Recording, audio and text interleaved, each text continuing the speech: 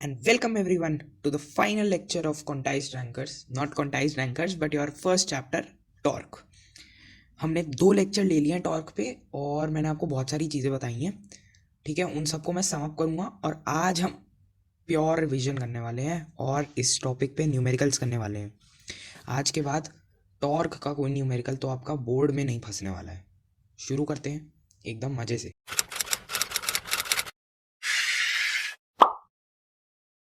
ठीक है, सबसे पहले रिवीजन करते हैं कुछ चीज़ों का। सबसे पहली चीज़ है नॉर्मल रिएक्शन। ये एक फोर्स है जिसके बारे में आपने पिछले साल पढ़ा था और मुझे ऐसा लगता है कि बहुतों में से आप भूल गए होंगे, ठीक है। और मैं मानता हूँ भूल भी जाते हैं, कोई दिक्कत नहीं है ऐसी, इसलिए पढ़ाने आए हैं। और हाँ, आज मैं पीडीएफ इसलिए नहीं लाया हूँ क्योंकि न्यूमेरिकल्स में ज़ीरो से एकदम मतलब फ्रेश करना चाहता हूँ, तो पीडीएफ का कोई मतलब वहाँ बनता नहीं है। देखो, नॉर्मल रिएक्शन क्या होता है, बहुत सिंपल चीज़ होती है यार, ठीक है, बहुत सिंपल चीज़ होती है। जब मैं एक बॉडी को ग्राउंड पे रखता हूँ तो मुझे पता है कि जो अर्थ है इसको mg फोर्स से नीचे खींचती है, और ये नीचे ढसता नहीं है ना। ये जो बॉडी है वो नीचे ढसती नहीं है, ये नीचे नहीं जाती,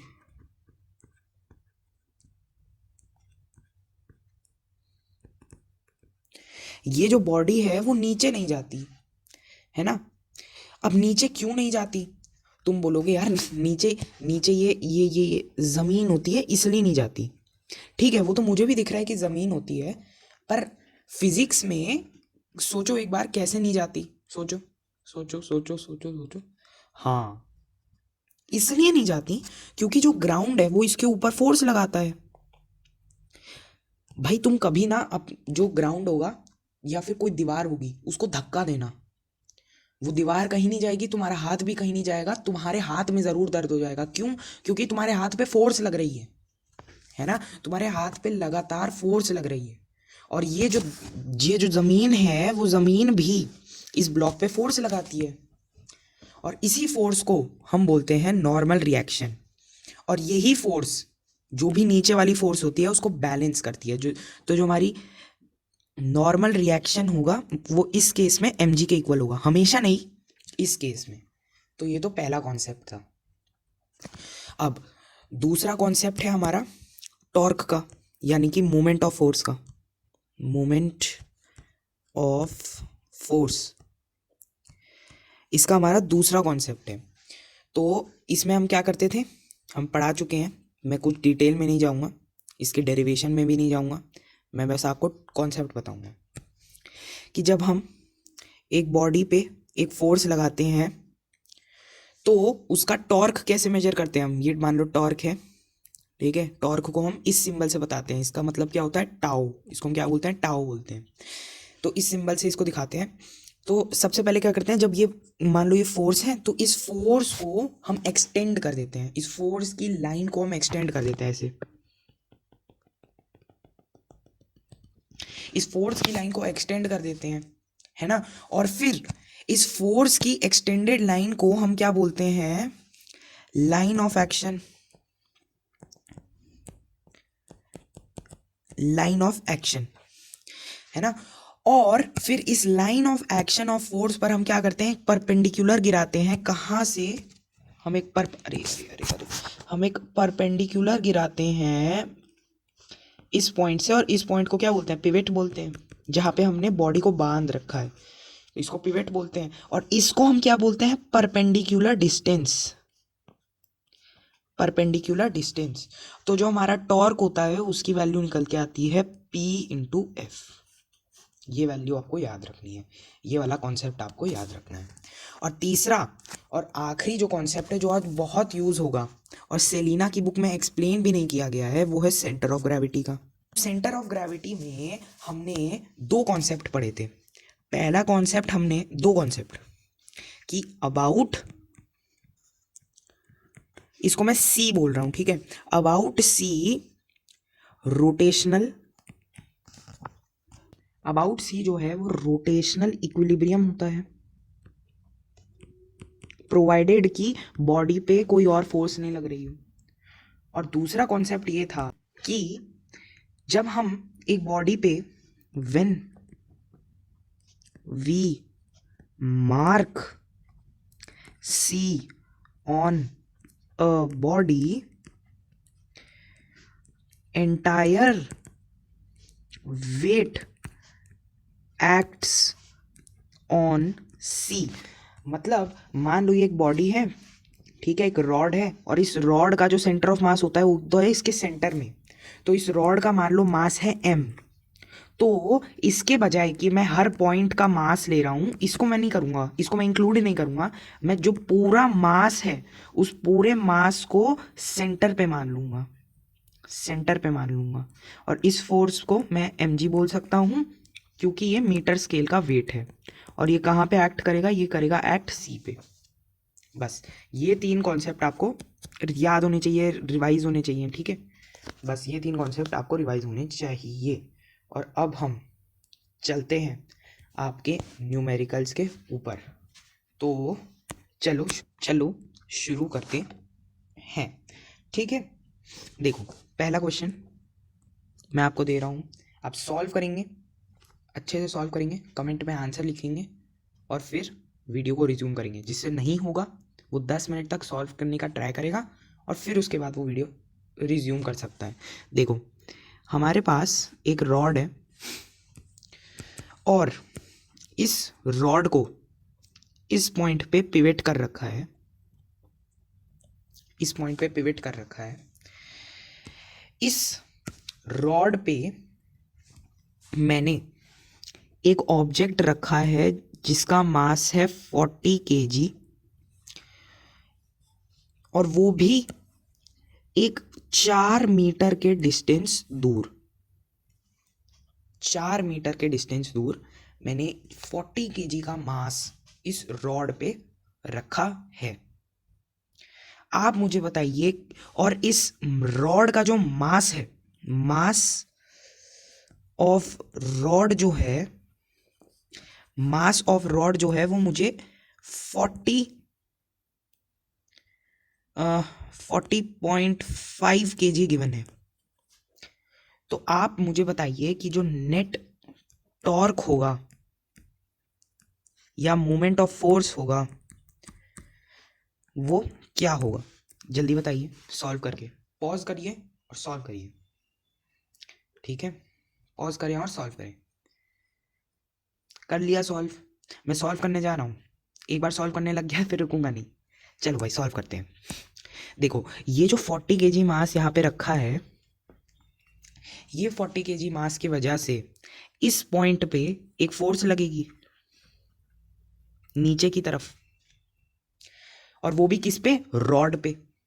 किस पे? रॉड पे। इसको कैसे प्रूव करेंगे? ध्यान से देखो, जो ये मास है 40 kg का, इस 40 kg के मास पे नीचे की तरफ 400 न्यूटन की फोर्स लगेगी because of its weight. This is equal to weight. और अभी अभी हमने एक टॉपिक पढ़ा था जिसको हम बोलते हैं नॉर्मल रिएक्शन, है ना। तो इस बॉडी पे नॉर्मल रिएक्शन लगेगा ऊपर 400 न्यूटन का, और ये नॉर्मल रिएक्शन इस पे कौन लगाएगा? रॉड लगाएगा, है ना। रॉड इस पे 400 न्यूटन की फोर्स लगाएगा जिसके वजह से ये रॉड पर पड़ा रहेगा, ये रॉड के नीचे धंस नहीं जाएगा। तो जब इस पे रॉड 400 न्यूटन की फोर्स लगाएगी तो आप न्यूटन का थर्ड लॉ याद करिए, every action has an equal and opposite reaction. तो जो रॉड है उस रॉड ने इस बॉडी पर 400 न्यूटन की फोर्स लगाई, तो इसका मतलब ये जो बॉडी है वो रॉड पर 400 न्यूटन का फोर्स लगाएगा नीचे की तरफ। ये बात आपको समझ आनी चाहिए। कुछ बच्चे सीधा रट लेते हैं कि हाँ यहाँ 40 kg की बॉडी है तो इस पर 400 न्यूटन का फोर्स लगेगा। रटना नहीं है, अंदर तक घुसना है, गहराई तक। अब देखो एक फोर्स तो ये हो गई, और दूसरी फोर्स क्या होगी? दूसरी फोर्स होगी इसके सेंटर ऑफ मास पे लगने वाली, सेंटर ऑफ ग्रेविटी पे लगने वाली। क्योंकि ये बॉडी हवा में है, तो क्योंकि ये बॉडी हवा में है, इसके जो मास होगा, इसके मास की वजह से इसके सेंटर ऑफ ग्रेविटी पे फोर्स लगेगी जिसकी वैल्यू क्या होगी? 405 न्यूटन। अब सेंटर ऑफ ग्रेविटी मैंने आपको बताया था कि रॉड के मिडल में होता है, मतलब ये जो डिस्टेंस है वो कितना हुआ? 2 मीटर।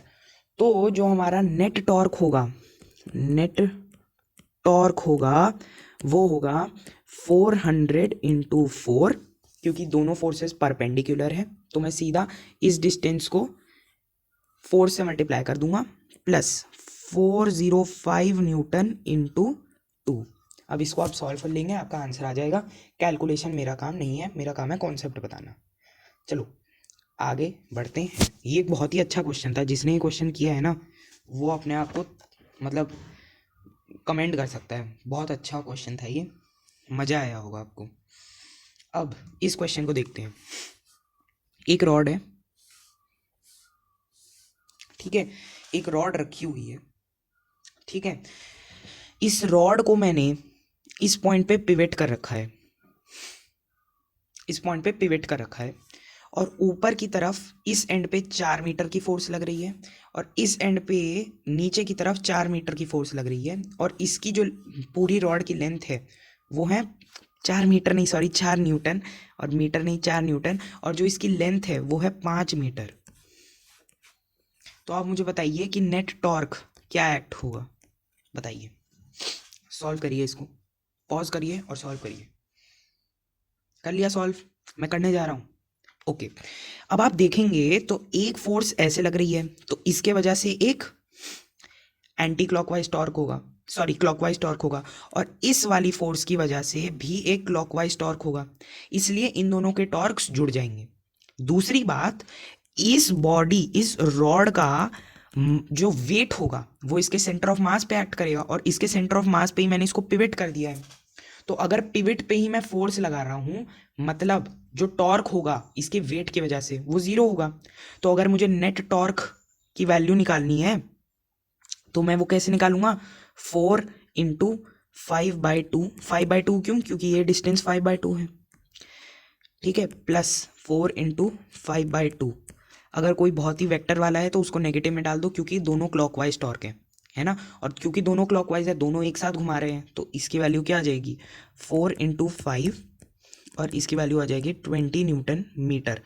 इसी को आप कपल के कॉन्सेप्ट से भी कर सकते थे। कपल हमने पिछली क्लास में पढ़ा था, तो वो क्या होता है, moment arm into the one single force, और वो किसी होता है कि इक्वल फोर्सेज हों और पैरेलल फोर्सेज हों, ठीक है, पैरेलल होना भी बहुत ज़रूरी है। चलो भाई अगले क्वेश्चन पे चलते हैं, ठीक है। आप मुझे अपना स्कोर बताएंगे, मैं आपको बहुत सारे क्वेश्चन कराऊंगा, लास्ट में आप मुझे अपना स्कोर बताएंगे, और लास्ट में जो मैं क्वेश्चन कराऊंगा ना वो सबसे लाजवाब क्वेश्चन होगा। जिसने वो क्वेश्चन कर लिया मतलब उसका टॉपिक क्लियर है, 100% क्लियर है, ठीक है। चलो भाई, अब अगला क्वेश्चन देखो। मेरे पास एक मोमेंट आर्म है, ये कोई रॉड नहीं है, ये बस एक मोमेंट आर्म है, ये एक लेंथ है, ठीक है। इस पॉइंट पे मेरे पास 5 न्यूटन की फोर्स लगी है, और इस पॉइंट पे मेरे पास 3 न्यूटन की फोर्स लगी है। मुझे इस पॉइंट के अबाउट मोमेंट ऑफ फोर्स बताना है, ये पॉइंट के अबाउट मुझे मोमेंट ऑफ फोर्स बताना है। अबाउट का मतलब यही पिवट है, ओके। अगर मुझे ये डिस्टेंस 4 मीटर गिवन है और ये डिस्टेंस 2 मीटर गिवन है, जल्दी सॉल्व करें। 1 2 3 4 5, सॉल्व हो गया, बहुत बढ़िया। देखो ये वाली जो फोर्स होगी वो इसको क्लॉकवाइज घुमाना चाहेगी, और ये वाली जो फोर्स होगी वो इसको एंटी क्लॉकवाइज घुमाना चाह रही होगी, है ना। इसका मतलब जो नेट टॉर्क होगा, ठीक है, टॉर्क जब भी मैं लूँ तो वो मोमेंट ऑफ फोर्स ही है, तो जो नेट मोमेंट ऑफ फोर्स होगा वो होगा moment of force due to 5 newton minus moment of force due to 3 newton. Minus क्यों किया, माइनस क्यों किया, और सिर्फ इसी को माइनस क्यों किया, इसको क्यों नहीं। अगर आपको याद हो तो हमने कॉन्सेप्ट पढ़ा था कि जो एंटी क्लॉकवाइज टॉर्क होता है वो कैसा होता है, पॉजिटिव होता है। अब जो 5 न्यूटन वाली फोर्स है उसका जो टॉर्क है वो, उसका जो टॉर्क है वो पॉजिटिव है, और जो 3 न्यूटन वाली फोर्स है उसका जो टॉर्क है वो नेगेटिव है। हेंस जो हमारा नेट टॉर्क होगा उसको मैं ऐसे लिख सकता हूँ, 5 इंटू 2 माइनस 3 इंटू 4, तो इसको मैं ऐसे लिख सकता हूँ 10 माइनस 12, इसको मैं ऐसे लिख सकता हूँ -2 न्यूटन मीटर। अब इस माइनस का मतलब क्या है कि आखिर में ये कैसे घूमने वाला है, एंटी क्लॉकवाइज घूमने वाला है, क्योंकि नेगेटिव क्या होता है, क्लॉकवाइज होता है। बहुत बड़ी, आगे बढ़ते हैं, आगे बढ़ते हैं, ठीक है। अब देखो अगला क्वेश्चन देखो, ये आपकी सेलिना के बुक का ही है। मेरे पास एक मीटर स्केल है, मीटर स्केल वैसा ही स्केल होता है जैसे आप अपने पेंसिल बॉक्स में रखते हो, बस स्केल में ये खास होता है कि जो भी डिवीजन होती है, जो टोटल लेंथ होती है एक मीटर स्केल की, टोटल लेंथ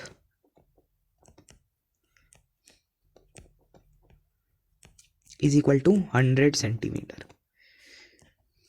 है ना, यानी कि 1 मीटर। बस इतना खास होता है एक मीटर स्केल में। अब देखो मीटर स्केल का पे क्वेश्चन है कि भाई ये एक मीटर स्केल है, ठीक है। अब इस मीटर स्केल की ये वाली जो डिवीजन है वो 0 है, और ये वाली डिवीजन जो है वो 100 है। जो 10 वाली डिवीजन है, 10 वाली डिवीजन, उस पर मैंने एक बॉक्स को रखा है, जिसका वेट है, weight of A is equal to 40 gram force, जिसका वेट है 40 ग्राम फोर्स। और मैंने 90 सेंटीमीटर वाले मार्क पर एक वेट रखा है जिसका वेट है 20 ग्राम फोर्स, और मैंने इसको टिका दिया है 50 सेंटीमीटर वाले मार्क पर। एक मतलब जैसे बैलेंस करते हैं ना, इरेजर से बैलेंस करते थे हम स्कूल में, हाँ वैसे ही 50 सेंटीमीटर पे मैंने इसको बैलेंस कर दिया है। तो आप मुझे बताएं नेट टॉर्क यहाँ पे क्या आएगा। चलो करें सॉल्व। 1 2 3 4 5, ठीक है। ये जो पूरी लेंथ है वो 100 है। अगर ये 10 है तो इसका मतलब ये कितनी हो गई, 40 हो गई, क्योंकि मुझे पता है कि ये 50 है। और अगर यहाँ पे मैंने इसको रखा है और इसके अबाउट में चेक कर रहा हूँ, मतलब यही क्या है, पिवट है, ये डिस्टेंस 40 है। और ऐसे ही जो ये वाला डिस्टेंस है, इसको मैंने 90 सेंटीमीटर मार्क पे रखा था, ये जो डिस्टेंस है वो भी 40 है ना। तो जो मेरे पास ए की वजह से टॉर्क आएगा वो कितना आएगा, 40 GF इंटू 40 सेंटीमीटर, तो मेरे पास आएगा 1600 GF सेंटीमीटर। अब ये जो टॉर्क होगा वो कैसा होगा, एंटी क्लॉकवाइज। और जो बी है उसकी वजह से क्लॉकवाइज टॉर्क आएगा, तो बी के वजह से जो टॉर्क आएगा वो आएगा 20 GF इंटू 40, जो कि क्या आएगा 800 GF सेंटीमीटर। बट ये कैसा टॉर्क होगा, नेगेटिव। क्यों नेगेटिव, क्योंकि ये क्लॉकवाइज है। तो जो नेट होगा, उसमें हम इन दोनों को ऐड कर देंगे, 1600 माइनस 800 ग्राम फोर्स सेंटीमीटर, तो हमारे पास 800 ग्राम फोर्स सेंटीमीटर आ जाएगा, ठीक है। अब मेरे पास आपके लिए ये सवाल है कि मैं इस मीटर स्केल पर किस मार्क पर मैं 40 GF का ऑब्जेक्ट रखूं कि ये टर्न ना हो। मैं ऑन विच मार्क,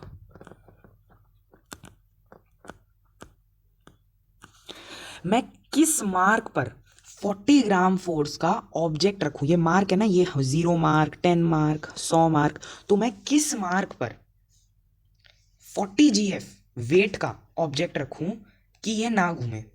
बताओ भाई, सॉल्व करो और बताओ। हो गया सॉल्व, ओके। देखो ये जो टॉर्क है वो एंटी क्लॉकवाइज टॉर्क है, क्योंकि ये पॉजिटिव है। भाई पॉजिटिव का मतलब क्या होता है, एंटी क्लॉकवाइज टॉर्क।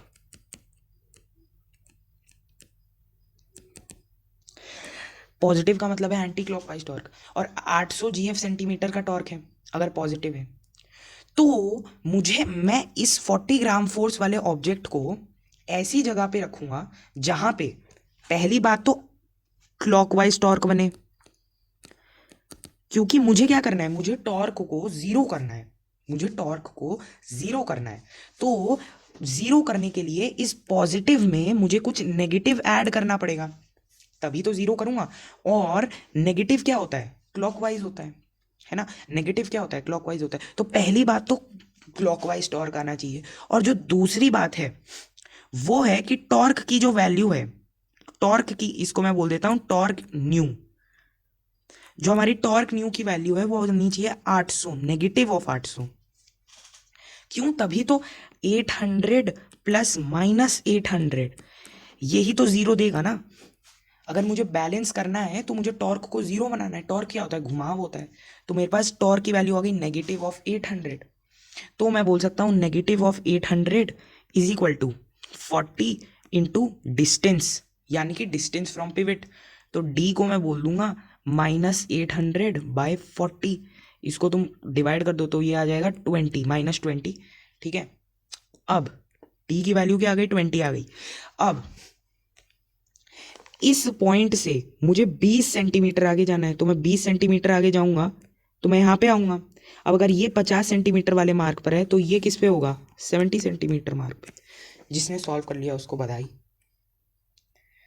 चलो, आज का पहला बढ़िया क्वेश्चन, आज का सेकंड लास्ट क्वेश्चन है ये आज की क्लास का। और ये है बहुत ही बढ़िया क्वेश्चन। जिसने ये क्वेश्चन किया वो है मतलब महारथी है वो। ठीक है, उससे उससे बड़ा इस दुनिया में कोई नहीं है। ठीक है, देखो मेरे पास एक रॉड है। इस रॉड को मैंने यहाँ बांधा है। ठीक है, इस रॉड की मुझे लेंथ पता है 100 सेंटीमीटर। इस रॉड का मुझे मास पता है 2 kg। और मैंने क्या किया है, मैंने एक ऑब्जेक्ट को रखा है इधर, जिसका मास है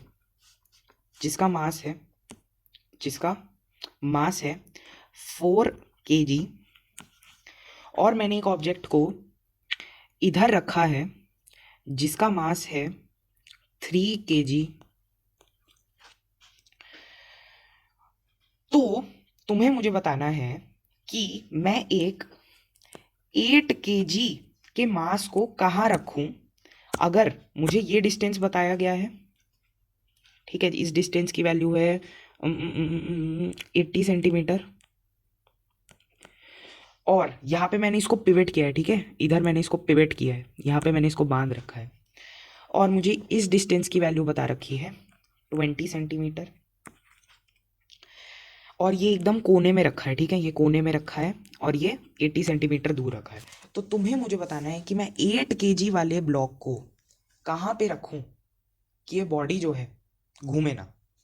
8 kg ज़्यादा हो गया, 2 kg वाले ब्लॉक को, ठीक है, कहाँ रखूँ कि ये घूमे ना। सॉल्व करो। कर लिया सॉल्व, मैं करने जा रहा हूँ। चलो भाई करते हैं। देखो, इस रॉड के मास की वजह से इसके सेंटर ऑफ मास पे एक फोर्स लगेगी यहां। और ये जो डिस्टेंस होगा वो कितना होगा, 50 सेंटीमीटर, क्योंकि जो रॉड का सेंटर ऑफ मास होता है वो सेंटर पे होता है, सेंटर ऑफ ग्रेविटी। तो ये वेट कितना होगा, 20 न्यूटन। तो एक फोर्स तो मिल गई। अब इस मास की वजह से, इस यहां देख रहे हो ना ये वाला मास, इस मास की वजह से नीचे कितना लगेगा, 40 न्यूटन। ठीक है, और इस मास की वजह से, इस मास की वजह से नीचे कितना लगेगा, कितना लगेगा भाई, 30 न्यूटन लगेगा, है ना। अच्छा, अब जो 3 kg मास है, 3 kg जो मास है उसकी वजह से जो टॉर्क होगा वो कितना होगा। ये डिस्टेंस मुझे 20 सेंटीमीटर गिवन है, यहाँ पे मैंने पिवट किया है। तो इसका मतलब जो यहाँ पे टॉर्क होगा, मैं टॉर्क इंटू टॉर्क ऑफ 3 लिख रहा हूँ ये। तो टॉर्क ऑफ 3 कितना आएगा, ये इसको कैसे घुमाना चाहता है, एंटी क्लॉकवाइज घुमाना चाहता है, राइट।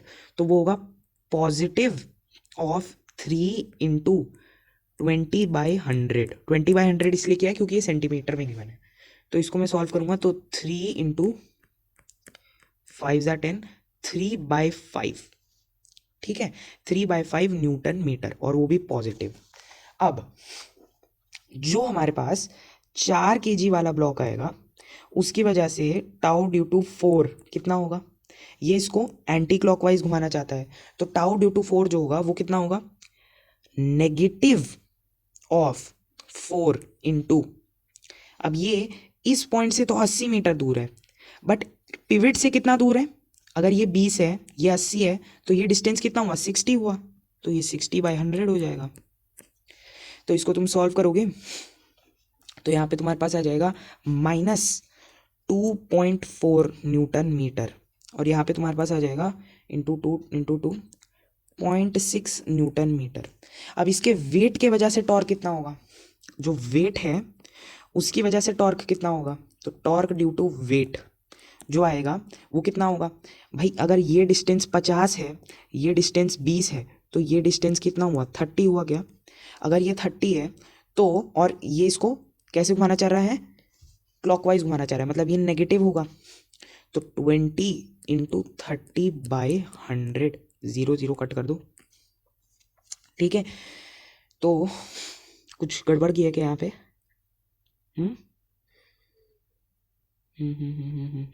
अच्छा मैंने यहाँ पे ज़ीरो नहीं लिया, ये ज़ीरो है, ये ज़ीरो है, यहाँ पे भी मैंने ज़ीरो नहीं लिया, sorry sorry sorry sorry sorry sorry.